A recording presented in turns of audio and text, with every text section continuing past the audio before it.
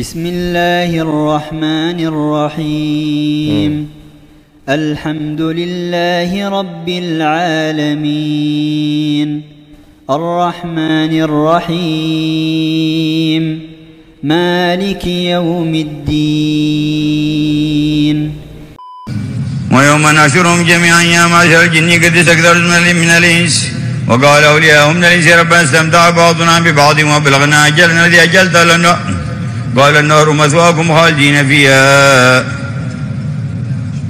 قال النار مثواكم خالدين فيها إلا ما شاء الله إن ربك حكيم عليم. Saya yakin ya para makmumnya akan kesulitan ya surah apa yang beliau baca ya oleh Habib Umar ini, teman-teman.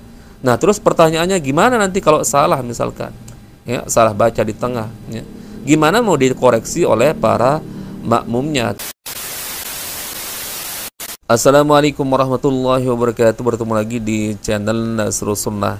Ada dua video yang akan kita simak, teman-teman, dari dua Habib yang berbeda. Ini terkait bacaan Al-Quran ketika menjadi imam sholat berjamaah. Yang pertama dari Habib Umar, dan Habib yang satu lagi saya kurang tahu namanya, nanti coba kita simak. Dan biasanya ada yang marah-marah, teman-teman, ya di kolom komentar ya, emang bacaan Al-Quran lu lebih bagus daripada Habib Umar. Bukan seperti itu, teman-teman ya. Di sini saya nggak membicarakan masalah irama dari Habib Umar, teman-teman, tapi masalah makhorijul huruf, kemudian ya kejelasan huruf-hurufnya.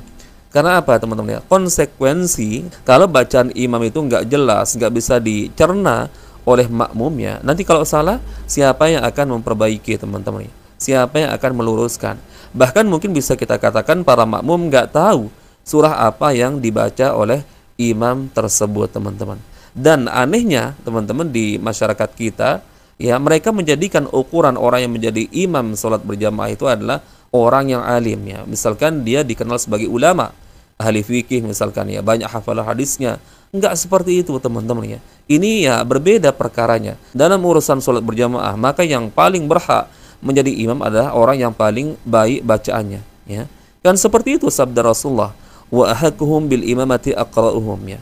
Dan yang paling berhak menjadi imam di antara kalian adalah yang paling baik bacaannya. Baik bacaannya ya dari segi makhorijul huruf ya, tajwid, kemudian kejelasannya, teman-teman, agar para makmum bisa mencerna dan mengetahui apa nanti misalkan terjadi kesalahan ya, bisa diluruskan, bisa diperbaiki ya. Kemudian ya imam yang paling mengenal sunnah, teman-teman ya.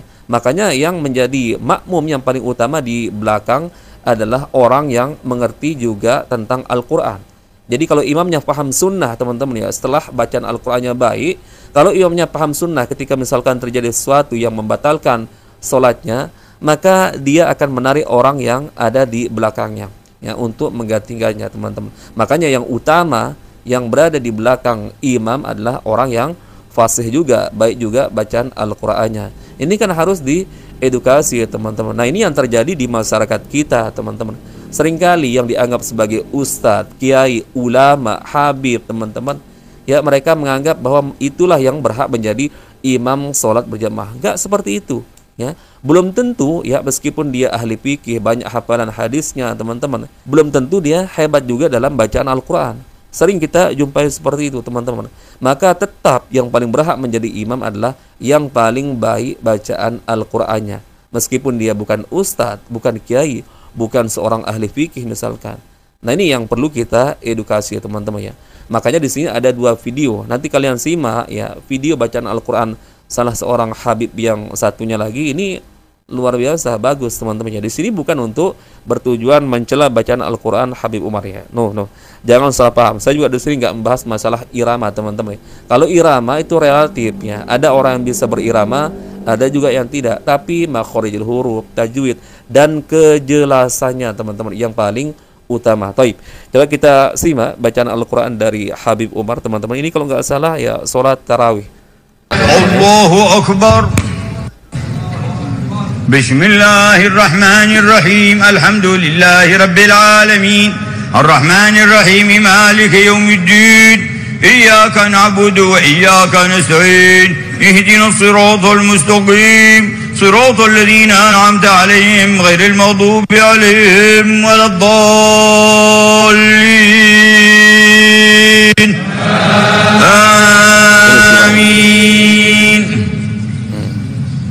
نحشرهم جميعا يا معشر الجن قد استكثرتم من الإنس وقال أولياؤهم من الإنس ربنا استمتع بعضنا ببعض وبلغنا أجلنا الذي أجلت لنا قال النار مثواكم خالدين فيها قال النار مثواكم خالدين فيها إلا ما شاء الله إن ربك حكيم عليم وكذلك نولي بعض الظالمين بعضا بما كانوا يكسبون. Nah, kurang lebih seperti itu teman-teman ya, bacaan Al-Quran dari Habib Umar. Ya, karena saya juga pernah mereaction video beliau beberapa bulan yang lalu. Nah, coba jawab sekarang secara jujur teman-teman ya. Ya, bagi terutama kalian yang paham tentang sifatul huruf, makharijul huruf ataupun tajwidnya. Ya, apa kalian yakin nggak ada perubahan dari bacaan Al-Quran Habib Umar ini dari mulai surah Al-Fatihah teman-teman ya? Jawab jujur ya. Kemudian ya, di surah yang beliau baca setelah Al-Fatihah teman-teman, saya yakin ya para makmumnya akan kesulitan ya surah apa yang beliau baca ya oleh Habib Umar ini teman-teman. Nah, terus pertanyaannya gimana nanti kalau salah misalkan ya, salah baca di tengah ya. Gimana mau dikoreksi oleh para makmumnya teman-teman? Itu sebenarnya yang menjadi landasannya teman-teman. Ya, kita ya sebagai muslim harus tahu siapa yang paling utama menjadi imam sholat berjamaah teman-teman ya. Bukan berarti karena dia ulama atau diulamakan, dihabibkan, paham masalah hukum ini, hukum itu, hukum fikih teman-teman ya. Nggak bisa ya kalau ternyata dia nggak ngerti dalam bacaan Al-Quran ya, bacaannya kurang baik misalkan, nggak bisa. Dan yang jadi pertanyaannya teman-teman ya, apakah dari sekian banyaknya makmum Pak Umar Hafiz ini nggak ada yang bisa baca Al-Quran dengan bacaan yang baik? Kan mustahil. Mustahil teman-teman, pasti ada di situ. Tapi ya itulah, lagi-lagi ya teman-teman ya, merasa nggak enak. Karena mungkin Pak Umar Hafiz ini dianggap sebagai ulama, ya, dianggap sebagai orang yang alim. Nggak bisa teman-teman, harus dipisahkan teman-teman.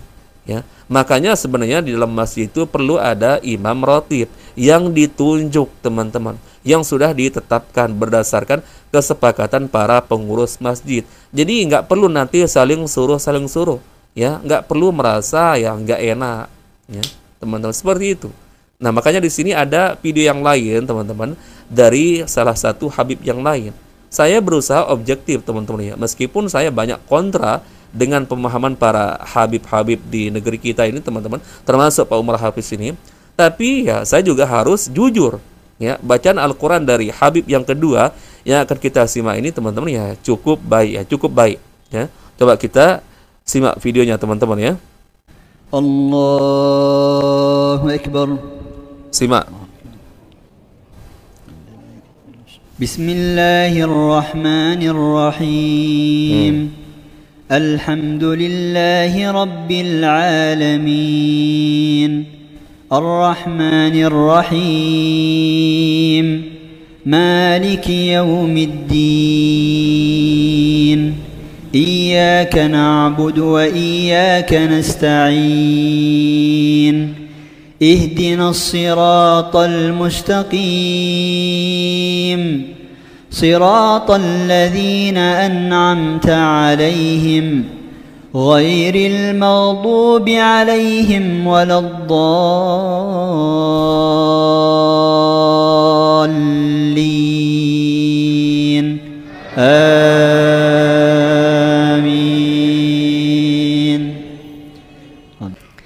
بسم الله الرحمن الرحيم سبح اسم ربك الأعلى الذي خلق فسوى والذي قدر فهدى والذي أخرج المرعى فجعله غثاء نحوا سنقرئك فلا تنسى إلا ما شاء الله إنه يعلم الجهر وما يخفى ونيسرك لليسرى فذكر إن نفعت الذكرى سيذكر من يخشى ويتجنبها الأشقى الذي يصلى النار الكبرى ثم لا يموت فيها ولا يحيا قد أفلح من تزكى وذكر اسم ربه فصلى